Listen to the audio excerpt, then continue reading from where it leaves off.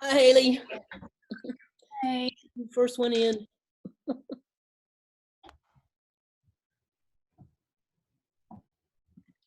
Okay. All right, I got Haley, I got Lainey, I got Tori, I got Stephanie, Bree's waiting to connect and get in. Katie. Let's see what else I got here.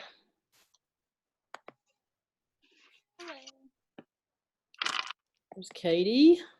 Bree, I sort of see, except I just see her name. Okay. All right. Guys, I've got to answer the phone, so I'm going to step away for a minute. I'll be right back. Hello? Hey, I'm getting ready to go in class. I've got my video already started. You doing okay? Okay. Well, okay, I talked to them this morning and told them to get you in a private room, okay? Yep, I think so, as long as they have it, and I'm sure they probably do, so we'll do that, okay? I'll talk to you later. Okay, bye-bye.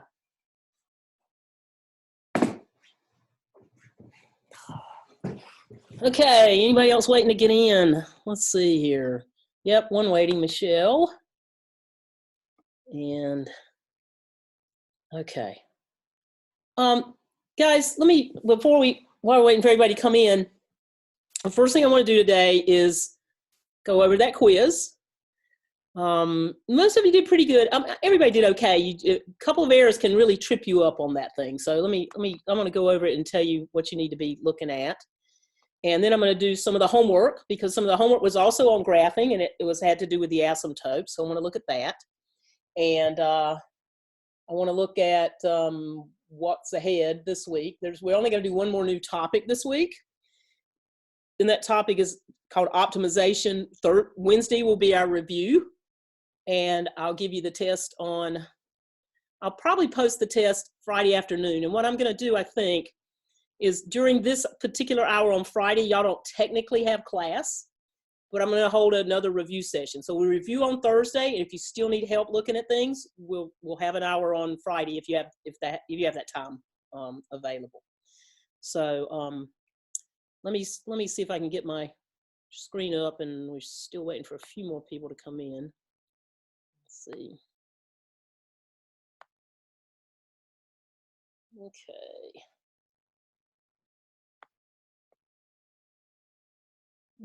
Come on.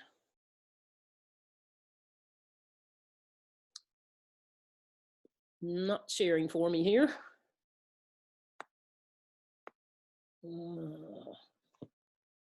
It's being slow today.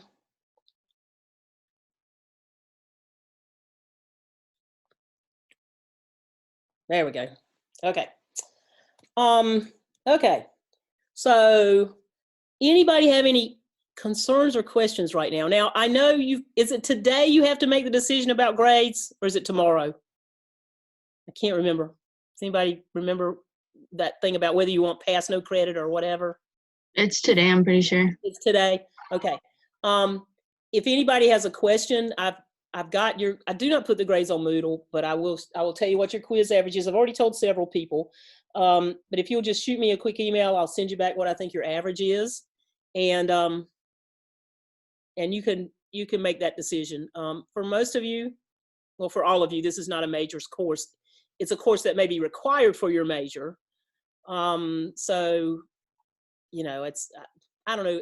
It's hard to tell you what to do here. It depends on your grade. If you really feel strongly you got a good solid A or B, I'd say just go ahead and take the graded part. And then if you don't, then just try to say you want either pass, no credit, or whatever. I don't know. If you'll email me individually, I'll sort of look at what you've got and see if I can offer some suggestions. Okay. All right, I think I got everybody in that's waiting. All right, questions, anybody for me about any of the grading things or any of the logistics of what we're doing this week? We will most likely have one more test after this third test, and you'll have 4 tests. You will have a slew of grades. You've already got about 10, I think, maybe 10 or 11. I will drop the lowest 2 or 3, and I'll use that. Most of you have a higher daily average than your lowest test grade. I'll average those two together and use it to bring that low test grade up. I'll talk to everybody individually about this, but that's generally what I'm going to do with grades. Okay, let's see here. Messed up. Okay, there we go. So guys, this is important because one page of your test, I'm going to tell you, is going to look exactly like this. And if you trip up on a derivative or you trip up on your number line, and I need to see the number line because it really helps to inform what the graph looks like, then things kind of fall apart. First of all, this is a polynomial function. There are no x's in denominators. I don't have anything to worry about, no radicals with even indexes. The domain's minus infinity to infinity. You don't need to stop that at 0. I mean, 0 is still okay. If I plug 0 into this function, I get 9. So you don't need to bump out 0 for any reason. If it's a polynomial, the domain is minus infinity to infinity. First thing you want to do is differentiate. So that'll be 12x squared minus 4x cubed. Factor it. You can pull a 4 and an x squared out of this, and you're left with 3 minus x. That's the next place where you can potentially slip up. You've got to take the right derivative, and you've got to factor it properly to find the critical numbers. So the critical numbers were 0 and 3. That was a half a point for each critical number and a half a point for the derivative, although it probably should have counted more than that. But anyway, there was a lot of stuff on this quiz. Put 0 and 3 on the number line and test. To the right of 3, say 4. That'll be negative. Anything squared is positive. So it's going to be a positive times a negative is a negative. What that tells me, of course, in that area there is that it is decreasing. From 0 to 3, plug in 1. I'll get, that's always positive. 3 minus 1 is positive, so that's positive. It's that's increasing. I don't know why I drew that wrong. That's kind of wrong there when I drew that. All right, so it's decreasing on that side, increasing on that side. And then finally to the left, if you plug in a minus 1, for example, 3 minus a minus 1 is positive. A positive times a positive is positive. It's increasing there too. Okay, so it's up, up, and then down. Where is it increasing? I would suggest you write these things in. Then this will be easy to do. From minus infinity up to 3, it's increasing. You can stop this one at 0 if you want to. This is an interval. It's and 0 is sort of a place where it flattens out. But you can do that. And then from 3 on, 3 to infinity, it's decreasing. So most everybody was okay with that. The next thing that we want to look at is local mins or local maxes. You cannot have a local min or a local max unless you've got a critical number where it's doing something different on either side. So in this one at 3, it's going up, then it's coming down. That's a local. I wrote all kinds of things wrong on this. I put in the wrong key here. That's a local max. All right, that's a local max right there at x equals 3. When I plug it in, I get 36.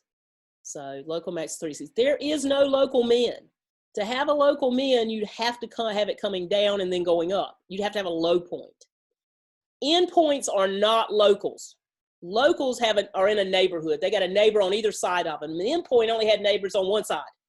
Okay, you got to be fully in the interval, not an endpoint. All right, next thing you're going to do is take the second derivative. Differentiate this first derivative up here. We'll get 24x minus 12x squared. Factor it again. Pull out a 12x. Put this on the number line and test it. Put 3 in. 2 minus 3 is negative. 12 times 3 is positive.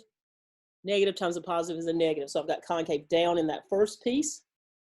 Between 0 and 2, say at 1, both of these are going to be positive. I'll have 12 minus 2 times 1, or times 2 times 1, which is positive. So that's concave up. To the left of 0, say at minus 3. 2 minus a minus 3 would be positive. Put a minus 3 here would give me a negative. Negative times a positive is a negative. Okay, some of you missed one of these, and that caused you to miss an inflection point, and it also caused you to miss something about the graph. So be careful, just as careful with your inflection points as you are with your local maxes and local mins. Easy to read now. Concave up is between 0 and 2. Concave down is minus infinity to 0, union 2 to infinity. These are places where concavity changes. Here it changes from minus to plus. That's an inflection point. Put in 0 to the original function, you'll get 9. Put in 2 to the original function, you'll get 25. So it actually had 2 inflection points there, guys.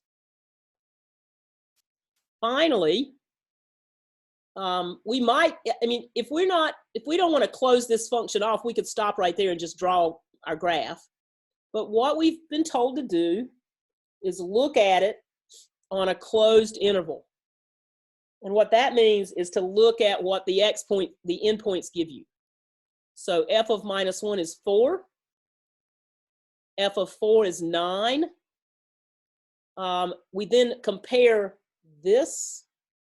We look at it. It's better to graph it, but you can compare this, and the local max, which was this. And there was no local min. So what happens here is that at the absolute highest value is going to be this 36. So we say there's an absolute max at 36. All right. It happens at 3. Now, there are no local mins. So for your local min, you're going to choose the least of the endpoints. So that's going to be 4. Finally, to get a picture here, I put everything on the number line and I put the shapes. Know these shapes. I'll ask you several fairly easy questions about this. You know, what this means is increasing means the first derivative is positive. That's what you were doing with your number line. That means f prime is greater than 0. If it's concave down, that means f double prime is less than 0. Okay, so that's how you got those things. Draw your shapes. And if you look at the shapes end to end, before I even look at the picture, it's sort of, there's that first shape, there's the next shape, there's the next shape. Ah, shoot, I hate this thing. It somehow, if I press too hard, it turns into a straight line. Let's see if I can do it again. This, so the next piece is that, right there. Hook it onto the other one. The next piece looks like that. That's that piece. And then the next piece goes down that way. That's what I'm expecting it to look like. I can tag my points. When I put my points on there, there was one endpoint.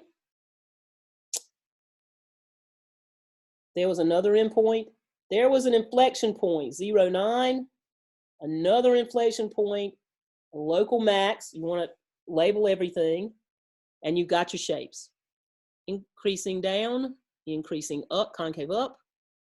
Right here it changes just slightly. No bunch of wiggles in here, guys, just a slight change.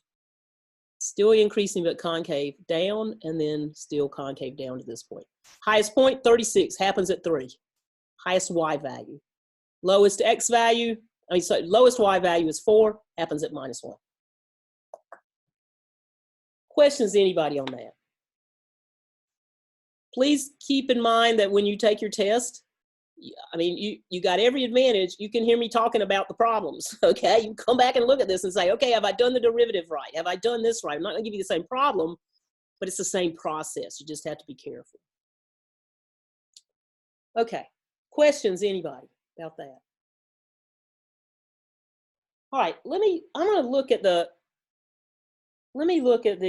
assignment sheet for this week. I wanna see something here. Or the assignment sheet for last week, actually. Let's see if I can find it. There it is. Okay.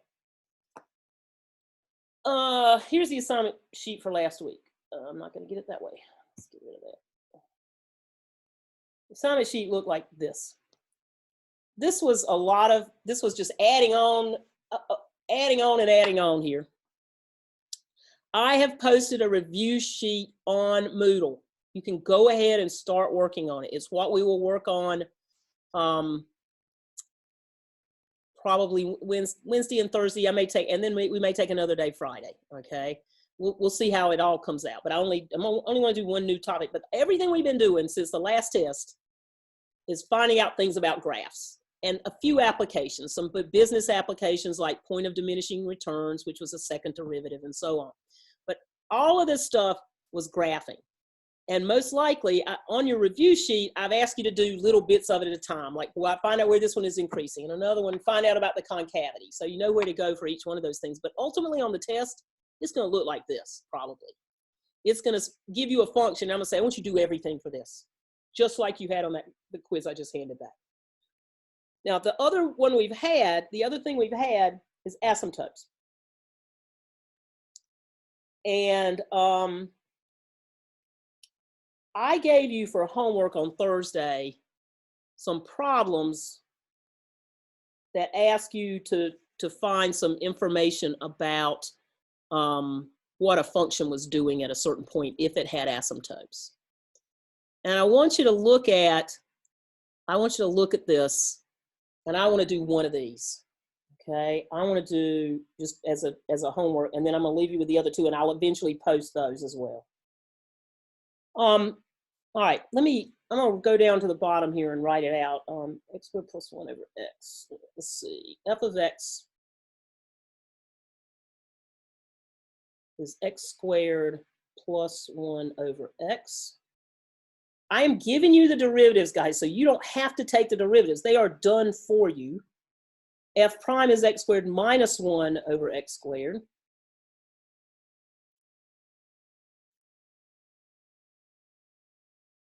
X squared minus 1 over x squared. And finally, f double prime is 60 x squared plus 3. Ooh, there's an error in that one. This actually, you don't know this, but this should be a 9. You don't know why that should be, but that should be a 9. Okay. 60 x squared plus 3. F double prime is 60 x squared plus, I'm looking at the wrong one. Dang it. It's 2 over x cubed, sorry. But I just saw that error, correct that error. But it's, let's try one more time here. I'm looking at the first one. It's 2 over x cubed. There we go.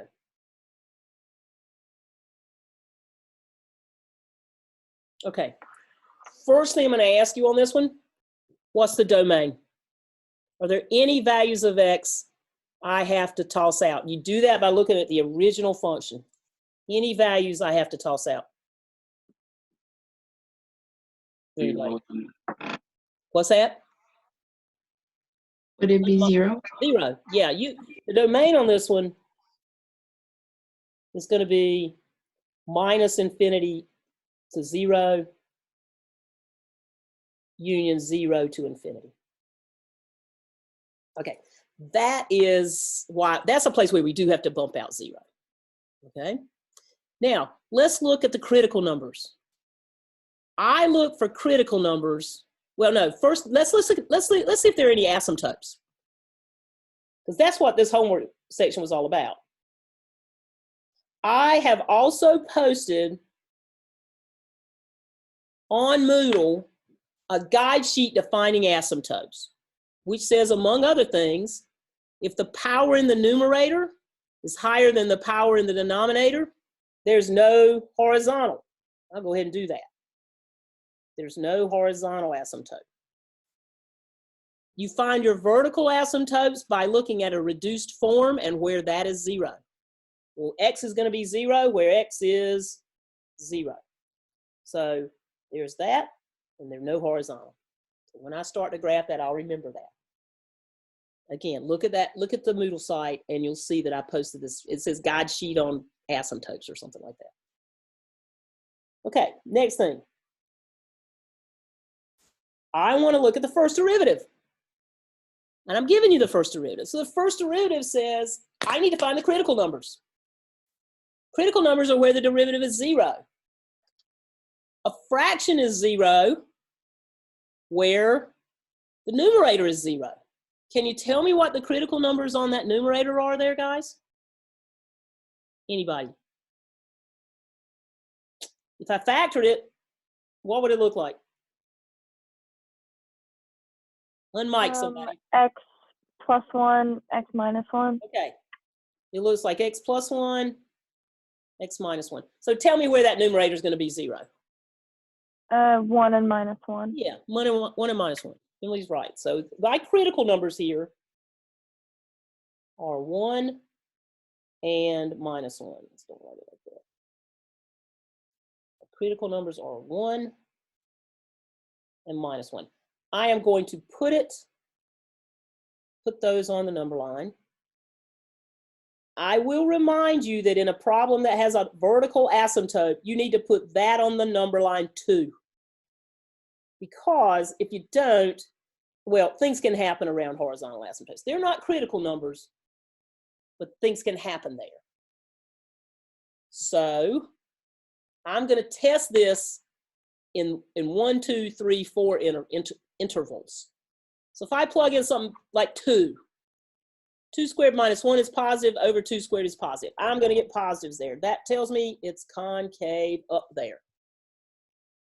Between 0 and 1, the denominator is always going to be positive, so I don't worry too much. Question? I have a question. Are we doing concavity or are we doing No, increasing? first derivative always tests increasing. Sorry, that's my bad. Dang. We're doing what, guys? I don't know. I was cutting to the chase here. I was trying to get the problem done too quickly. Increasing. Thank you. Okay. Who's that? Michelle. Michelle. Thank you, Michelle. I right. have a question too. Yeah. So is the second equation, the x squared minus 1 over x squared, is that the derivative? Yes, that's the first derivative. I gave you guys that. Okay. Okay. You could have found it. How would you have found it, guys, if I'd asked you to actually find it? Here's the function. How would you have found the second derivative? I'm just trying to save you time here. I can only ask you to do so many of these things. And if I give you the derivatives, that should save you some time. What would you get if you used, what would you need to use on that to get the first derivative? Quotient rule? Yeah, bottom times root of the top, minus top times root of the bottom, over the bottom squared. Okay? Gotcha. So that's what we got right there. From 0 to 1, if I plug in a half, that's half squared minus 1 is going to be negative over positive will be negative. That tells me decreasing. Whoops, I put it in the wrong place, but it's going to be decreasing there too. I plugged in a half. Now if I plug in minus a half right in here, minus a half squared is also a quarter, and a quarter minus 1 is negative. Over something squared is negative, so that's decreasing. To the left of minus 1, say at minus 2. Minus 2 squared is 4. So 4 minus 1 is positive over a positive will be positive. That says increasing. Now, tell me, guys, any local maxes? Anybody see a local max in that situation? Look at it carefully. Draw your arrows if you need to. Would it be a negative? Say it. You're right. What will it be? Negative 1. It's going up, coming down. Okay? So we got a local max at x equal negative 1. It is f of negative 1. I go back to the original. This will give me some points too, guys. If I plug in negative 1 up here, I'll get 1 plus 1. Negative 1 squared is 1. So 1 plus 1 is 2 over 1 is 2. So out of that, I get a point. That's a good thing. I can have something to hang my graph on, okay? Anything, no more local maxes. Anything happening right here, guys? Anything happening there? A local min. Yeah, it's going down and then up. Decreasing means my hand's going down. The arrow's pointed down. So that's a local min. So local min at x equal 1. It is f of 1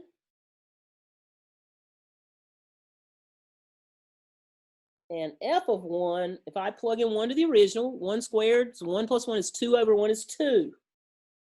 So right at the point 1, 2, you got a local min. So there's another point that we'll put on the graph in the end, and we will label it, please. Okay. All right. Everybody okay so far? What's the next thing I'm going to try to find out about? I do increasing, decreasing, and then I do what? I tried to do it too fast. Concavity. Concavity. I need, for concavity, I use the second derivative. Now, what I want you to notice about this function when I draw the picture is that there's an asymptote at 0 from the original. So that's 0 can't be a critical number. And there's nowhere the numerator is 0. 2's 2, guys. It's not going to be anything but 2. There are no places where there are no places where we will get anything to put on the concavity line except the asymptote. I mean, there's nothing else to put on there. And by the way, let me write it again. F double prime is 2 over x cubed, okay? So let's test on either side, because again, even though we don't have places where the critical number is 0, things can happen around asymptotes. Now listen carefully here. To the right of 0, say 3, 2 over 3 cubed is a positive number. That says concave up. Holds water. To the left of 0, say at -1, -1 cubed is -1. So a negative number times itself 3 times is a negative, because an odd number of negatives is a negative. So 2 over a negative is going to be negative. That tells me concave down. So I will write, if I write it in interval notation, I didn't do it up there, but we can do it easily by looking at the graph. It's minus infinity to 0. It's concave down. Sorry, going the wrong direction there. Concave down. It's concave up for 0 to infinity. Concave up for 0 to infinity. Now, here's an important question. You see the concavity changing.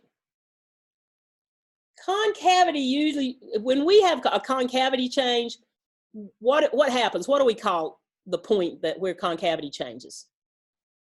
An inflection point. That's an inflection point. But you know what there, guys? There's no inflection point there because it changes around the asymptote. And we know there's no point at that asymptote. So there's no inflection point here. You cannot have an inflection point at an asymptote. You can't cross that, so you can't possibly put a point on it. Okay, so no inflection point.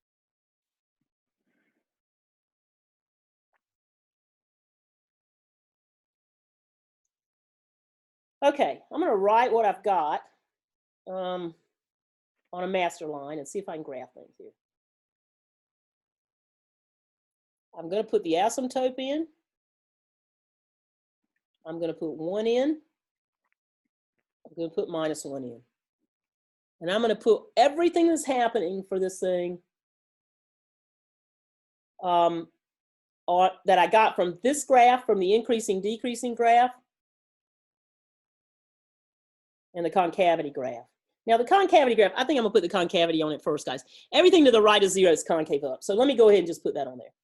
Concave up, concave up. Everything to the left of 0 was concave down. So that's on there. If I go back, let me see what the first derivative told me. It was decreasing, it was increasing, decreasing, decreasing, increasing. I'm gonna go ahead and write that.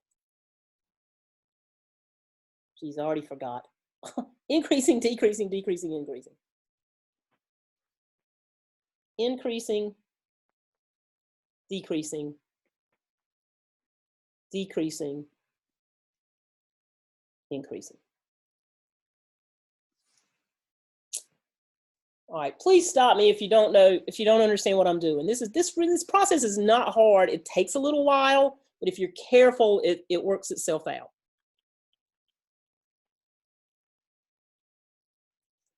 All right, I'm gonna draw my shapes. Actually, I want you guys to draw the shapes on there right now. Draw the shapes you think those are gonna be, and then we'll put them together. All right, draw the shapes you think those 4 things are going to be.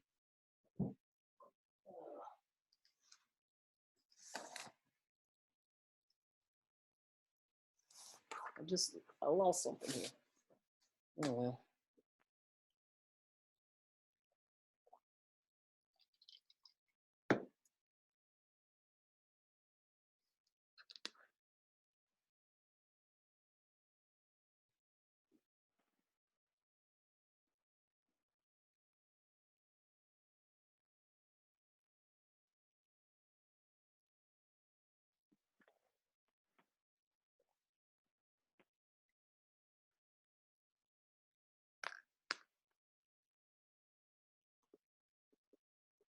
How about it, guys? Are you getting the shapes? It's pretty pin going up, bow downward, dumps water. Pin going down, decreasing, dumping water. Decreasing, pin going down, holds water. Concave up, holds water, like a U. Increasing, concave up. All right, I want to plot it now. I had 2 points I could hang on to. I had the point 1, 2, and I had the point minus 1. What did I have there? What was that other point? Was it minus 1, 2 as well? 1, 2, and minus 1, 2. Okay.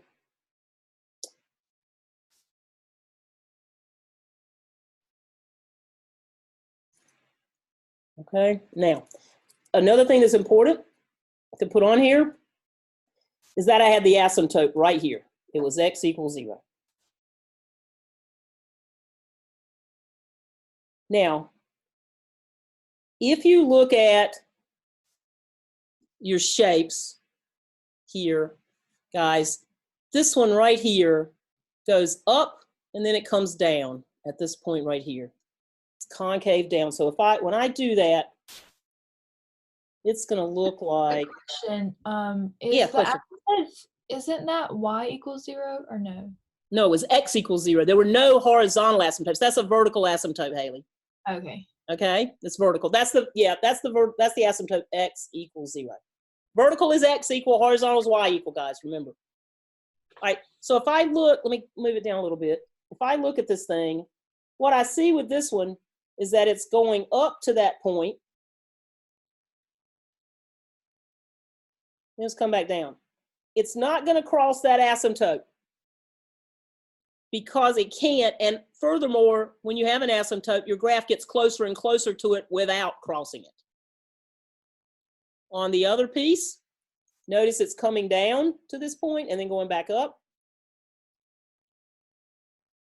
Same idea right there. It's got to look at like that. Okay, that's what, if that information is all true up there, that's what it's got to look like. So practice, if you haven't already done that, practice those other 2. Find out what those derivatives tell you from that and see what happens. Okay, question, anybody? Okay, what I want to talk about today, I want you to get out, if you can, if you've got it, I'd like for you to get out that sheet that had a whole bunch of word problems on it. And I'm going to look at it. I'm going to find it. It was called the optimization handout, and I kind of wanted you to look at some things on this. And before we start looking at it, I mean, we can look at it online here. It'll be a little harder for us to deal with, but I want to do an example, and then I'll do more examples tomorrow. I want everybody to take out a sheet of paper, and because I want you to draw something on it. Because I want to show you something interesting that happens here that we can use calculus to think about.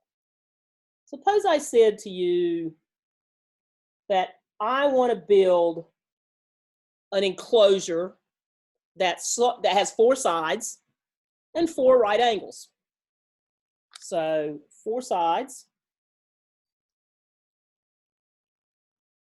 and 4 right angles.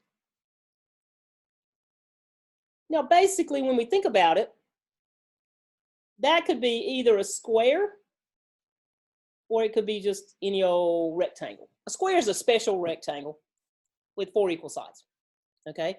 But 4 sides. Now, suppose I said to you, I'm going to give everybody 100 feet of fence. All right, I'm going to give everyone 100 feet of fence. And you're going to build an enclosure in your backyard for your chickens or whatever, okay? And that 100 feet of fence is meant to go around the sides of this enclosure. What I want everybody to do is I want you to draw me a sample of an enclosure. Now, I'm going to give you a sample, but you can't use mine, okay? Suppose I decide to use my 100 feet of fence like this. Suppose I said, I'm going to put 10 feet on each end. That's a 10. I'm going to put 10 feet on each end. That would leave me with 40 on each side there. So in other words, guys, I have used up my 100 feet of fence. My chickens are going to be running up and down in that thing right there. I want everybody to use your fence however you want to use it, but you can't use it the way I used it, okay? And be ready to hold it up in front of me for those of you that I can at least see, so we'll see some different things that can happen. It can be it just has to be a rectangle or a square, and you're going to use 100 feet of fence.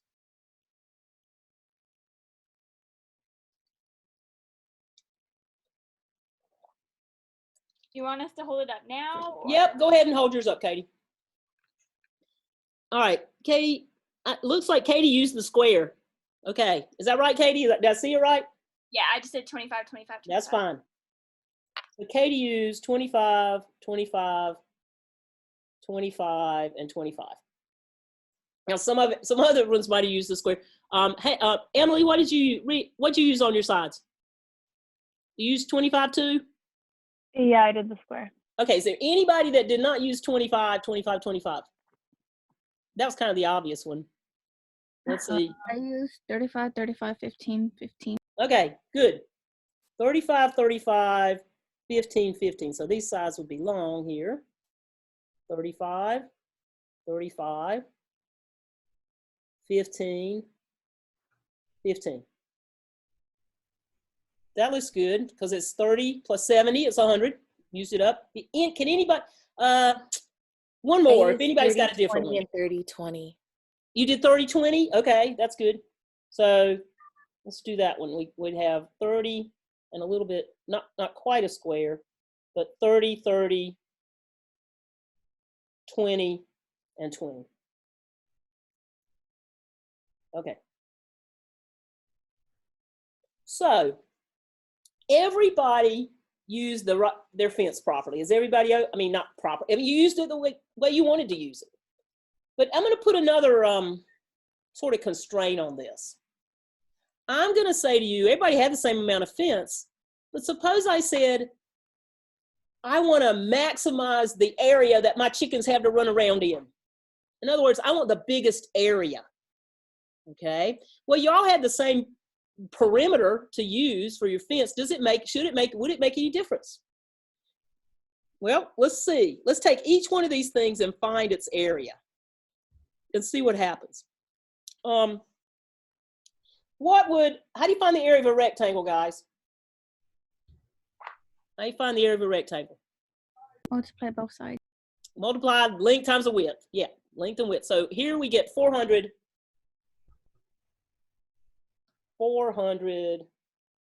square feet. Okay, 400. The one I did was 400.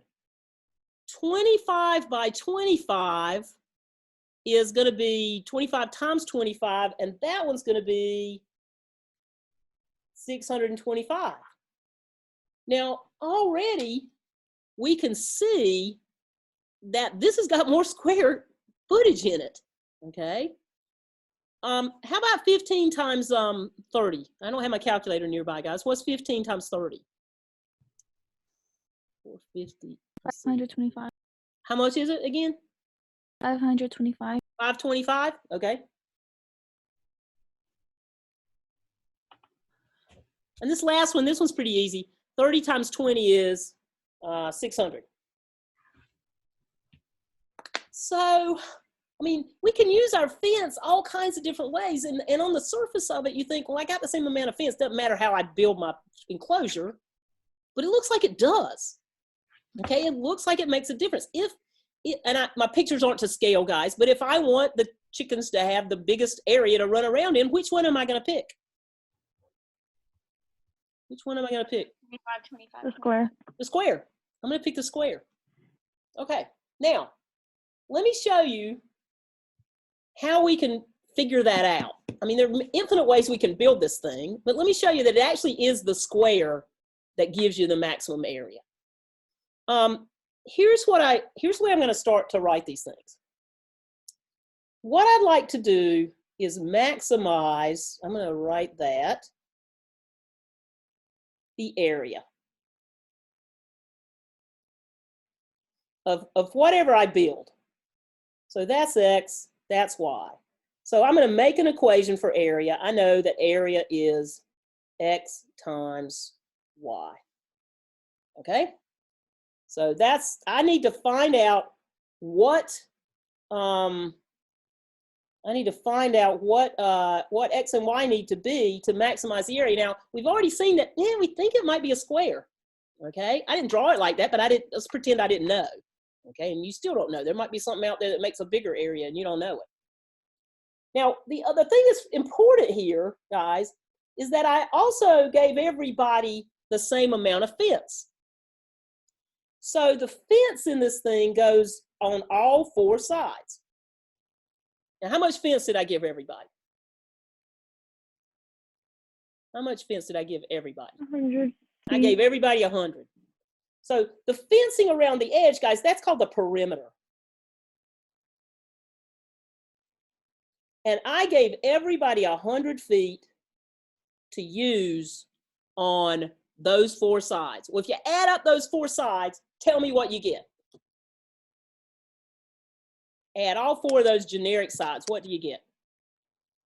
100. Well, you get 100, but tell generically, what's that side? I don't know the length, but what did I name it? 2x plus 2y. Yeah, 2x plus 2y. See, I've got 2 y's and 2 x's, okay? So everybody's got to use because I told you I wanted it to be a rectangle, it's got to look like that. And x might be y, I don't know. If x turns out to be y, then I know it will be a square. So here's what I'm trying to maximize. Here's something I said had to be true. Now, let's talk for a second about maximizing functions. How do you maximize a function? Everything we've been doing about graphing, how do you find maxes and mins on a function, guys? What do you do first to find maxes and mins? Local maxes or whatever you need? What do you do? Take the derivative. You take the derivative. Okay, so something's got, this is calculus. Everything has to do with the derivative. You got to do something with the derivative here. Now, here's the thing. This is the function I want to maximize. But it's got two variables in it. You guys, I haven't ever given you a derivative that had something to take the derivative of that had two different variables. So I need to write this in terms of one variable. Right? In terms of one variable.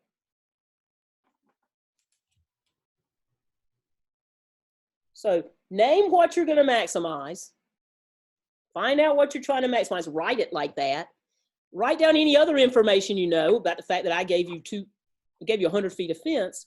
Now, this is probably the most important step here in this particular problem, right, in terms of one variable. Well, in other words, I wanted this to be either all x's or all y's. And here's my connection right here. I think I can do that. If I divide this whole thing through by 2, I'd get 50 equal x plus y. Everybody agree with that? I just divided that by 2, and that by 2. I also know that I could find out what y is. Really important. So if I move that x over, y is going to be 50 minus x. That has to be true all the time because this has to be true. You've got 100 feet of fence and that's all it is. So I'm going to take this thing right here. I'm going to take what I know y to be and put it in the place of that y. Because I'm trying to write the thing I'm trying to maximize in terms of one variable. And here's what it ends up looking like. Area is x times 50 minus x. Because that's what y was. That little piece of information about how much fence I gave you, really important, and it allowed me to write one variable in terms of the other. I'm going to show you where this is all written down in a minute, okay? So I just want you to kind of listen to me right now. All right, I have a function that I'm trying to maximize. Find the maximum of this thing. If I multiply this out, it'll be 50x minus x squared. Now, you just told me that you can find maximums of functions if you take the derivative. So tell me what the derivative of this thing is. Anybody? What's the derivative of 50x minus x squared? 50 minus 2x. Yeah, 50 minus 2x. Okay, that was our first step in maximizing a function. Our next step was to find the critical number. In other words, find out where this thing is 0. So I found a function in one variable. I took its derivative. I'm now finding the critical number. What's the solution to that equation right there, guys? What's the solution to 50 minus 2x equals 0? 25. Yeah, you're going to find your critical number here is 2x equal 50 or x equal 25. I'm going to put that on the number line. Now, the 25, remember, is the x side of the rectangle that we made. But I want to check it because I want to see if a maximum really does happen there. How do I check it? I check it by looking at the derivative. Pick something bigger than 25. Pick 30. 50 minus 2 times 30. 50 minus 60 is negative. It says that on the right-hand side of 25, it's decreasing. On the left-hand side, actually, I don't want to go any further over here. I don't have negative sides, so I just kind of bound that off over there. If I pick 10, 50 minus 2 times 10 is 30. That's positive. That says it's increasing. Look what that tells you, guys. That means the area is going up until you get to 25, but then what happens when you go past 25?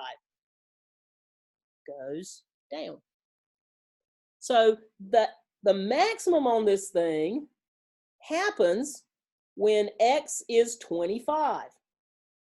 And we knew from before that if x was 25, the other two sides had to be 25. So that says that is the maximum area you can encase there. That is the maximum area you can encase with 100 feet of fence. Now, let me show you what you're really doing in terms of what we've been doing in the past. The area function was, to begin with, the area function was, in one variable, it's 50x minus x squared. 50x minus x squared. That thing, guys, is a parabola. It's a quadratic. Does it turn up or down? What tells me whether a parabola turns up or down? It turns down. That negative on the x squared? Sign on the x. Yeah, the sign on the x. This thing turns down. Here's what's happening. You got a picture of something that's going up until it gets to 25 and then starts going down. That's the peak of the area right there. It's like a graphing problem, but you've attached words to it. Now, it always looks harder when you attach words to it because that's the way problems in real life come. Nobody's going to walk up to you on the corner and say, solve this quadratic or differentiate this, please, for me. I'm in desperate need of a derivative. Not going to happen. okay? So what happens is somebody building something in their backyard saying, how do I need to use this fence? Now, let me back up. You're not going to have a whole lot of homework tonight, but I do want you to look at a couple of things. I want you to look at this sheet. It's on Moodle if you don't have it printed out already. The things that I just did are right here in these steps. Read the problem, decide what is to be maximized or minimized. Find the derivative, set it equal to 0. The roots of this equation are the critical numbers. And then put it on a number line, see what's happening. I want you guys to look at the ones that are in the book. I only had a few, and I'm gonna spend all day on this tomorrow as well. And on this one, let's see, I'm gonna do that one tomorrow. I'm gonna do that one tomorrow. I want you to go down, and I'm also gonna do this one tomorrow. What I want you to do is on the second page. And one thing I do want you to do, I want you to read all 3 of those so you can kind of trying to think what I'm going to do tomorrow. But for you tomorrow, I want you to do whatever I assign in the book. And I want you to look at this one. And I want you to look at this one. 1, 3, and 4. They are word problems, guys. Don't go screaming out the door, please. If you could get outside, whatever. Read them. Try to figure out what it is you're doing, what you're trying to maximize. Can you write it in terms of one variable? Even what you're doing with the problem. Some of these you read and you're like, what the heck does that mean? But I want you to look at it. I don't want you to get frustrated initially. Look at it, see what you think, and we'll come back and we'll do more of these things tomorrow. Okay. Everybody good? If you need information about what I think your grade is at this point, just email me this afternoon. I'll be working this afternoon, later this afternoon, so I can do it after. I have a telemedicine conference this afternoon. I swear this whole disaster is just going to conference me to death. Whatever. They're going to say, how's your foot doing? And I'm like, it looks okay. And they're going to say, bye. And I'm going to say, good. See you later. So anyway, I will do it this afternoon. If you shoot me an email, I will give you my best judgment on what your grade is right now and what's coming up, and you can make a decision from that. I don't know if is there a deadline on that thing today? Is it like 5 p.m. or something like that? I think it really depends because a lot of people are going to have to figure out what they want to do. So I think it's just like, I think it's kind of a little bit more up in the air because all these people will change. Yeah, and that being said, if you make one decision and it's to your benefit to have made the other decision, it's my understanding that I can change it. So I need to check with the dean about that. I'm not the queen quite. But anyway, I will check. Okay. So, but if anybody needs that information, please get in touch with me and I will get that back to you later this afternoon. Okay. All right. Have a nice rest of the day and I'll see you tomorrow. Okay. Bye. Bye.